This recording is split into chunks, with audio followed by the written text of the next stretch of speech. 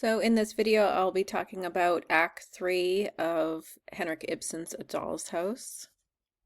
So in Act 3, we gain a little bit more information about the relationship or former relationship between Christine Lind and Krogstad. And the character of Krogstad does grow in our eyes as more of an empathetic character as the play goes on. So he's not just a kind of two-dimensional evil villain. There's more to him than that. He is a complicated character, and he does have some empathetic, sympathetic qualities. But the backstory is that Christine and Krogstad were former lovers, that they were in a relationship with each other. But Christine broke up with Krogstad because he didn't have any money, and she had all of these other considerations. So she had a sick mother, she had younger brothers that she needed to take care of, and then there was this other wealthy man that she could marry, and potentially that's what she did. She broke off with Krogstad to marry a man that she wasn't really in love with, but he was wealthy, and she saw that, it was either love or money, and she had to make a decision, and she chose money. And she now realizes that that was kind of a mistake, that this marriage, her wealthy husband left her a widow who was poor, and wasn't very good at managing his money, and left her in debt, and et cetera, et cetera. So she wants to reunite with Krogstad, who is kind of like the love of her life, that, they had a true connection with one another in the past, and she's wanting to rekindle that relationship. Krogstad, for his part, he's had a tough go of it as well. He was married to and has children, but his wife died, and he actually he says that I committed a crime very similar to Nora's. I forged a signature, and he was, in a really desperate situation with his wife being ill, and he needed to support his family, so he became this kind of shady loan shark character. So he did everything he could, even though he lost his reputation when he committed this crime. He's had to try to make ends meet any way that he can, because he's the breadwinner, and he needs to support all of these children as well that he has. So he lost his wife, and he's now a single dad, and here is Christine come back, and she has no children, and it seems as if, these two could rekindle their relationship, and that's kind of where Act 3 ends up, with Christine and Krogstad rekindling their relationship, and giving Krogstad maybe a new lease on life, a new hope for the future. So initially, Christine went to Krogstad to get him to stop from blackmailing Nora, and Krogstad is going to put the letter revealing all of Nora's secrets and the debt, all of that information in the mailbox of Krogstad or Helmer's house. And then Helmer's going to read that letter and find out what's the truth, that his wife had committed this crime and that she's being blackmailed. So initially, Christine went to go prevent Krogstad from sending this dismissal letter, or sorry, not the dismissal, the contract, or the blackmailing note. But she has a turn of heart. She says, well, I've seen things in that house that I now realize the truth needs to come out, that they both need to fully, see each other for who they really are. So she thinks now that Nora needs to have her secrets revealed, and that Torvald needs to see Nora for who she really is. And Nora also has to see Torvald for who he really is, and that, they've been kind of not connecting with each other on an open, honest level. And so she sees that as being a necessary part of any good marriage.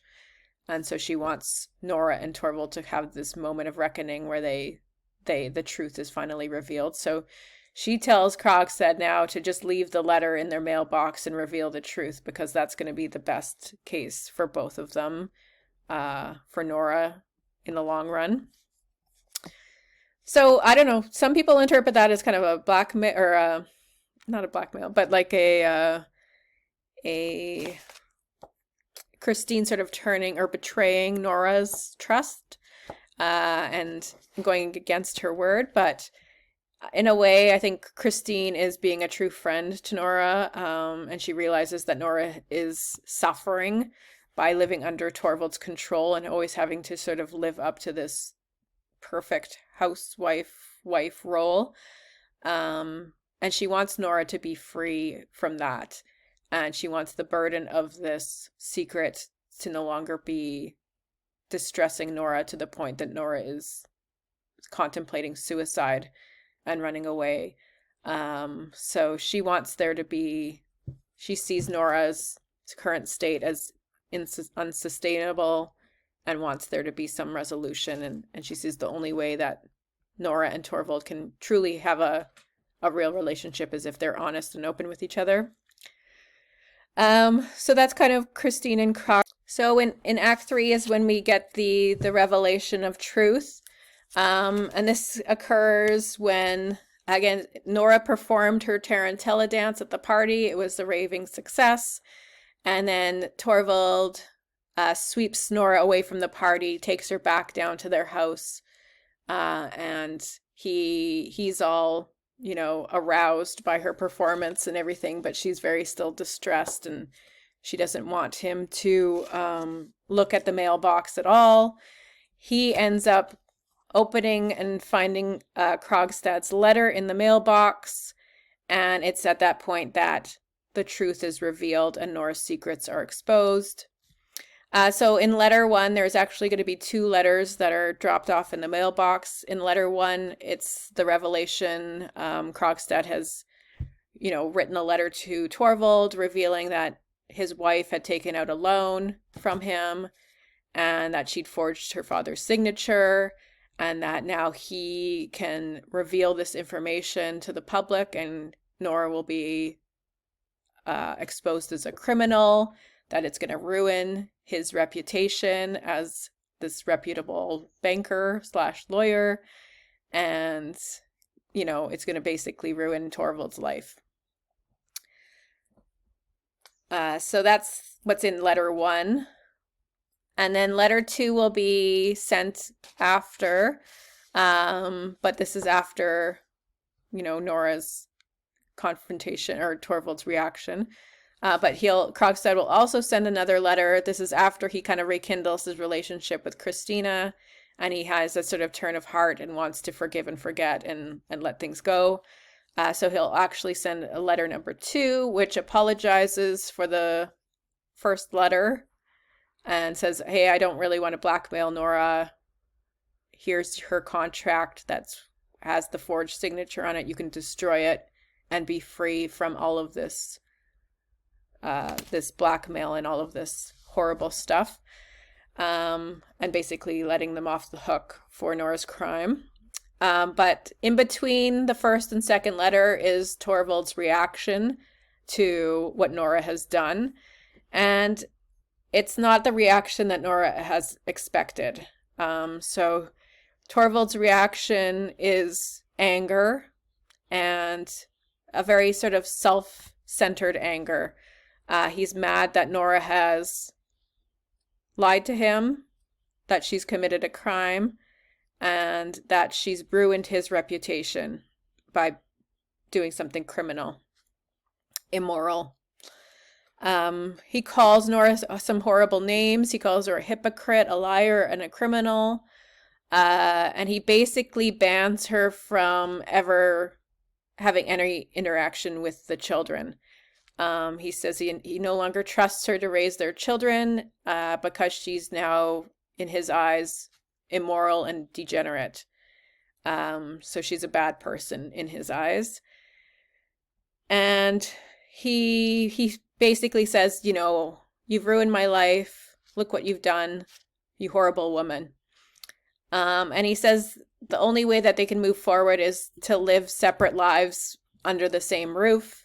But, in the sense that Nora, they're going to be separate but still married on paper, but they'll live separate lives, and Nora won't have any interaction with him or the children. So he's just wants to maintain the appearance of a marriage. And he says basically Nora will live in isolation and shame and, be in some part of the house where she will be locked away and not have any interaction with him or the children. And he feels like, and if that was the case, he can maintain the facade that he's still a happy married man, and the public would not have any indication that they were unhappy or that they were, that their marriage had fallen apart or their family was compromised in any way. So he just cares about the appearance of a marriage. He didn't really care about, Nora's well-being. And he doesn't really understand that Nora, she did that. She took the loan to save his life, and he's not grateful in any way for that. He also doesn't offer to, protect her or save her or come to her rescue. He's just really, really angry and basically disowning her as a wife, saying she's a horrible woman and mother. And then his reaction to the second letter, which you'll remember, the second letter releases them from any responsibility. It's the forged contract, and they can destroy it and live their lives again. So his reaction to the second letter is to say, hey, I'm saved, I'm saved. So again, it shows that he's very self-centered in his response. He doesn't say we're saved, he says I'm saved. So that gives us a little bit of indication about where his real attention and consideration lies. And he immediately forgives Nora and says, oh, well, let's just go back to the way things were. You'll be my sweet little helpless child, or he refers to her now as like his wife and his child, because he recognizes that she just did what she did because she was so naive and ignorant that she didn't know any better. But he immediately wants to, again, go back to the way things were and says, oh, you can forget all of my anger and everything that I just said. It didn't really matter. That was just my angry reaction. I forgive you, Nora, for everything that you did.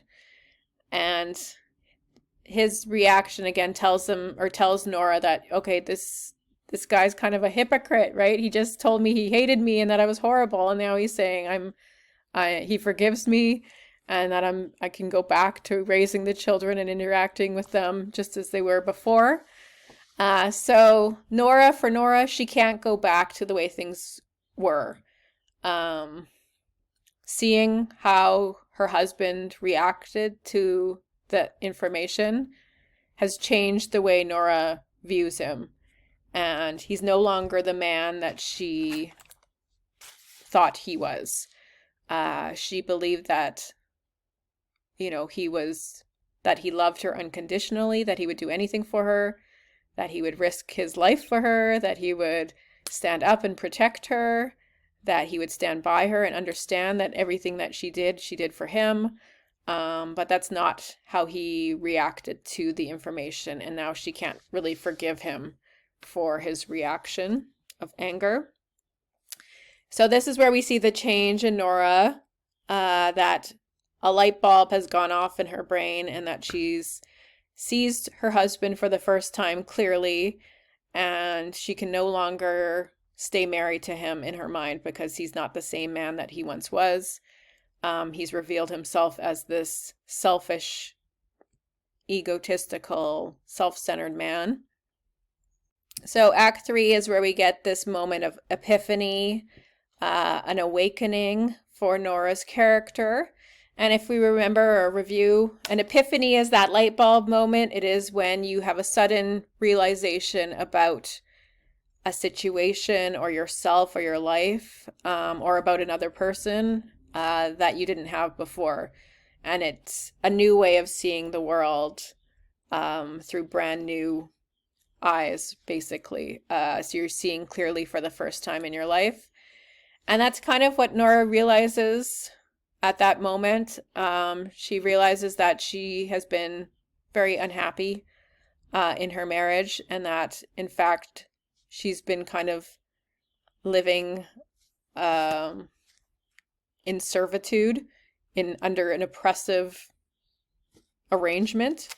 And that's where she wants to sit down and talk to Torvald and explain to him why she needs to leave him. So if we look a little closer at the dialogue of this scene, Torvald is reading the letter, and she she thinks he's going to react one way, and that's not how he reacts. So she says, "Let me go. You shall not suffer for my sake. You shall not take it upon yourself." And then Helmer, Torvald says, "No tragic airs, please. Here you shall stay and give me explanation. Do you understand what you have done?" And then she looks steadily at him and says with a growing look of coldness in her face, "Yes, now I am beginning to understand thoroughly." So that's kind of the moment where she has that epiphany that, oh, okay, wait, he's angry with me. He's not ready. He's not going to take it upon himself. He's not going to take the blame. He's not going to stand up and protect me and fight for me. He's really angry, and he hates me, right? So that's kind of the moment of epiphany, where she realizes that he's not the man she thought he was. And he's also having an awakening of his own, that he thinks she's this horrible person who has lied to him. So they're both kind of having this epiphany at the same time that, oh, this person is not who I thought they were. So it's an interesting light bulb moment for both of them when the truth is revealed that, one, Nora has been lying to him and that she committed the forgery, and she's, had these lies for years and years that she's kept secret from him. And then Nora also has this epiphany that, hey, my husband doesn't really love me in the way that I thought he did. And he's not going to do everything, he's not going to stand up for me. He's not going to protect me. He said he was going to be this heroic and stand up for me, but that's not what he's going to do. So they are both having epiphanies at the same moment. And then she can't really forgive him after that, right? So he immediately wants to put everything behind them and just continue on. And he says, I'll teach you how to, to be both, or you'll be both wife and child. I'll educate you and instruct you in the ways that you will become, more educated about the world. But she's like, you're not the person to teach me, right? So she realizes that she needs to go and develop as a person on her own, separate from any man, in order to grow as a person and become, a fully formed adult and human being. She changes her clothes and basically sits Torvald down and has a talk with him before she decides to leave the house. And that change of outfit is an interesting one because she goes from wearing that Tarantella Neapolitan girl costume to wearing a more serious, dress that she's going to leave the house in. So it is a change of her character, right? She's become a new person at that moment. So this is part of her transformation as a character and her growth as a character and a human being. So she tells Torvald, she's realized that they've been married 8 years, but on some level, they don't really know each other at all. And they've never really had serious conversations with one another. They don't make decisions together. He makes all of the decisions and she just sort of plays along or obeys. They don't have equality, right? There's no mutual respect. It's really, we respect Torvald's authority and then that's it. So she is no longer happy in that situation and views this patriarchal marriage as being oppressive because it's diminished her as a person, right? It's treated her as a child and she no longer wants to be childlike. She wants to be, in control of her own life and destiny and make decisions and learn about the world for herself. And she says she recognizes now that it has been an oppressive situation. And she not only connects her husband with that oppression, but she also says her father was part of that oppression. She says, I've been greatly wronged, Torvald, first by Papa, then by you. So it is both father and husband who have set Nora up in this situation where she is overly sheltered to the point that she's ignorant and has caused problems. So in a patriarchal society, in a patriarchal family, Nora has been objectified by her father and then by her husband, and they've treated her like a child, and she hasn't really progressed in life beyond this childlike thought. And that's kind of was a reality for a lot of women, that they weren't allowed to grow and become fully formed, human beings who had, could make executive decisions on their own lives. So that's kind of what she wants, right? She wants to be a real person, a human being on her own, instead of just being this doll, child, plaything that both her husband and father sort of treated and objectified throughout her life. So she says, when I was at home with Papa, he told me his opinion about everything, and so I had the same opinions. And if I differed from him, I concealed that fact, because he would not have liked it. He called me his doll child, and he played with me just as I used to play with my dolls. And when I came to live with you, I was simply transferred from Papa's hands into yours.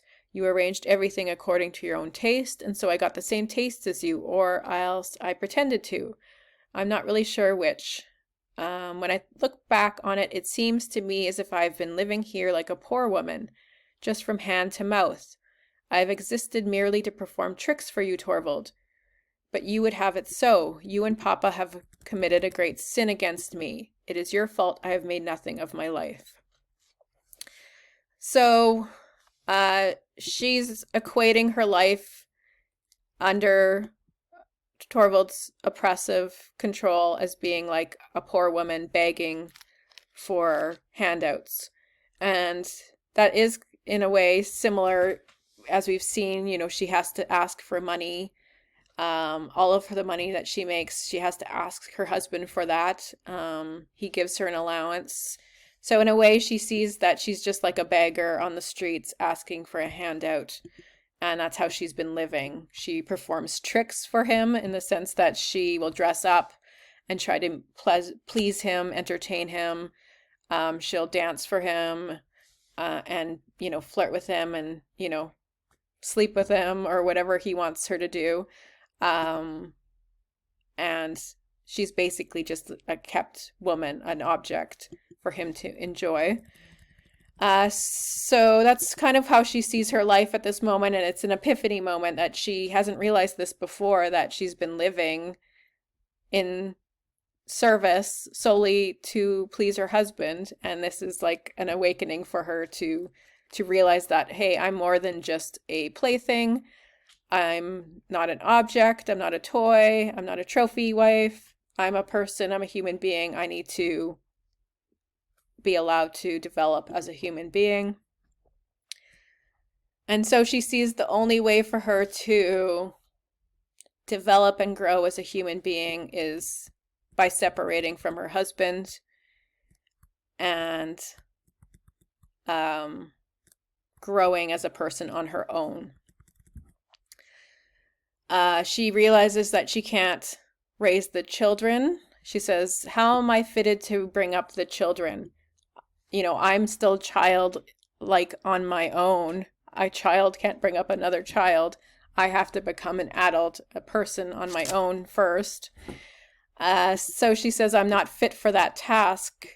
I have to first try to educate myself. I must do that for myself, and that's why she's going to leave him. So she's seeing that she's not fit as a mother. She's not fit or she's not treated as an equal partner. So she's going to leave both her husband and the children in order to try to become a better person herself. And this is, again, a controversial play for this reason, because she's going to leave her husband, leave her children, and walk out of the house alone, abandoning those, her roles as wife and mother. So that's what she basically does. And Torvald tries to get her to stay.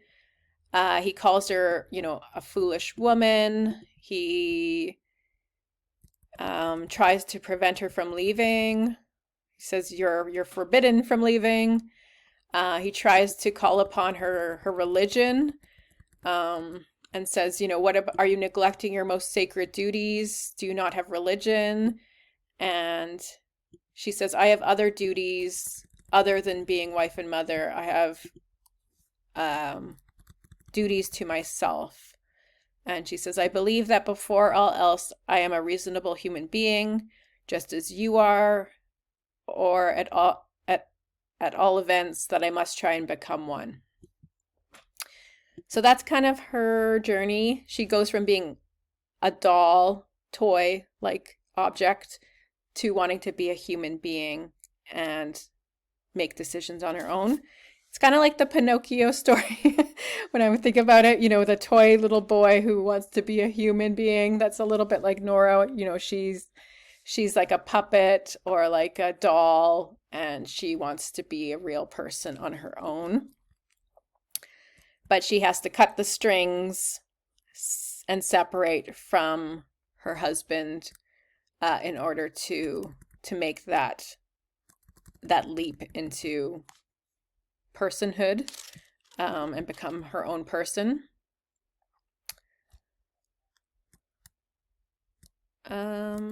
He says, you're delirious. I think you're out of your mind. So he's questioning her sanity, and she says, I've never felt so clear and certain. So, a woman acting outside of gender norms, they would be labeled as crazy, or that they've lost their minds. But in reality, she says, I've never been more clear and determined about anything in my entire life. So she sees herself as being, thinking rationally and logically in this moment. She's not taking this lightly. And she basically, tells him that she no longer loves him anymore. And it's because she was expecting him to react one way and he didn't react that way. She says, I have waited so patiently for 8 years. I was so absolutely certain that you would say to him, publish the thing to the whole world. And when that was done, I was absolutely certain you would come forward and take everything upon yourself and say, I am the guilty one. So she was really expecting him to come and take the fall for her, because she thought, as a husband and as a man, that he would come to her rescue, almost like the knight in shining armor, come and rescue her and protect her and take the blame. And as a man, he could maybe, if he took the blame, he could bear that burden on his shoulders and maybe make the situation better, or control it in a different way than how a woman could. Just because maybe he could threaten or Krogstad and make things go away. But instead, he reacted very differently. And she said, you mean that I would never, or she says, I would have never accepted such a sacrifice on your part. That was the wonderful thing which I hoped for and feared, and it was to prevent that I wanted to kill myself. So she was not going to let him take the fall. She was actually going to kill herself, and that would have, again, made her take the fall for the guilt of the crime, saving his reputation. So he was going to step in and take the blame, but then she was going to kill herself and say, oh, it was all me. Torvald had nothing to do with it, and then leave a suicide note or something like that to resolve any complications to this crime. But that's not how things turned out. And she connects herself with, she says, thousands and thousands of women have sacrificed their honor for men. But Torvald says no man would ever do that for a woman. So there is kind of a double standard. Women all the time sacrifice for men. You know, they give up their lives and dreams and ambitions when they get married. But he says no men would sacrifice their honor for a woman. So there is this kind of double standard, and she's no longer satisfied with that answer. They do contemplate, you know, what could possibly reconcile this broken marriage. And Torvald says, I have it in me to become a better man or a different man. And she says, perhaps if your doll is taken away from you. So it's implied that, you know, they would both have to change as human beings in order for this marriage to actually be a true, real marriage. And they would both need to change. She would have to grow as a human being, and he would also have to grow and accept women as equals. And they would both have to sort of gain mutual respect and trust again from each other. But until that moment, until that miracle happens, they have to live separate lives, and she doesn't want anything to do with him. So she's gonna leave her husband's house, and she says, I want nothing to do with you. You don't owe me anything.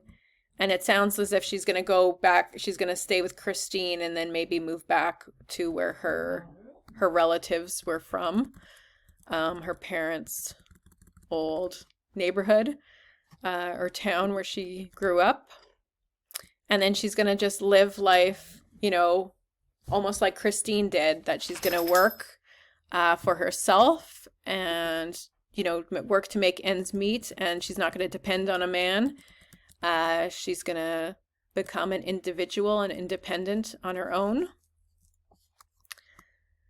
And Torvald, he's kind of heartbroken. In the play, if you watch the film version, he does cry, and you know, he says, can I never be anything more than a stranger to you? And then she says, the most wonderful thing of all would have to happen. And then she says, you and I would have to be so changed that ... that our life together would be a riddle wedlock.